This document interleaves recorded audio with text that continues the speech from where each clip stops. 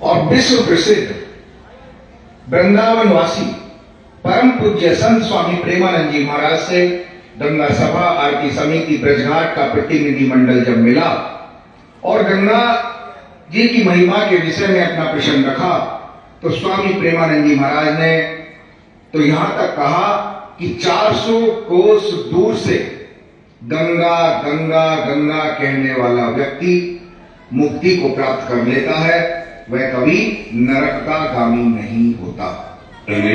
स्नान तो बहुत दूर की बात है, अगर 400 कोस दूर से गंगा गंगा गंगा ऐसा बोलते तो निष्पाप होने लगता है। भाग्य का विषय है कि आप ऐसे पावन धाम पर उपस्थित हैं और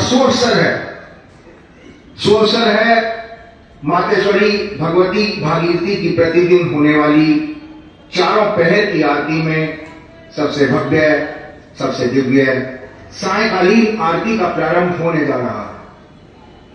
मां गंगा की आरती का दर्शन करने से समस्त पाप कर्मों का नाश होता है, सभी मनोकामनाएं पूर्ण होती हैं। आमंत्रित हैं सभी श्रद्धालु, सभी भक्त आरती स्थल पर आए, मां गंगा की भव्य आरती का दर्शन करें, धर्म लाभ प्राप्त करें, अपने मानव जीवन को कृतार्थ करें। जय श्री गंगे, जय श्री गंगे, नमामि गंगे।